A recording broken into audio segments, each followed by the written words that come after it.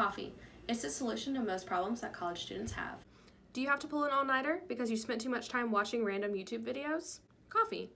Did you have a bad registration time and now you're stuck with 8 a.m.s 5 days a week? Coffee. The best thing about coffee is that there are all different types.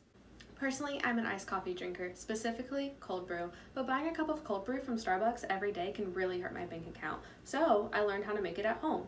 And today, that's what I'm going to show you. I have 9 steps in my process of how to make cold brew, and I know that sounds like a lot, but trust me, it's really simple. To make cold brew at home, you'll need coffee beans, coffee grinder, a measuring cup, a cold brew pitcher, I got mine from Target, water, and coffee creamer or milk, which is optional if you like your coffee black.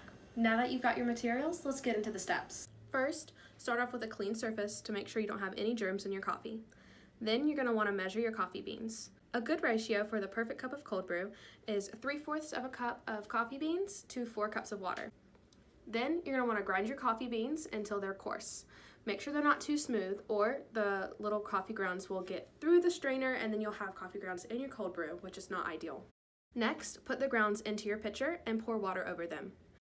Then you're going to want to put on the lid to your pitcher and pop it into the fridge. Let it brew for 12 to 24 hours. Then you're going to filter out the grounds and then you'll have your own cold brew. The last 2 steps is to pour your cold brew over some ice, add cream or milk if you'd like, and enjoy. So as you can see, it is very simple to make cold brew at home by following these simple steps.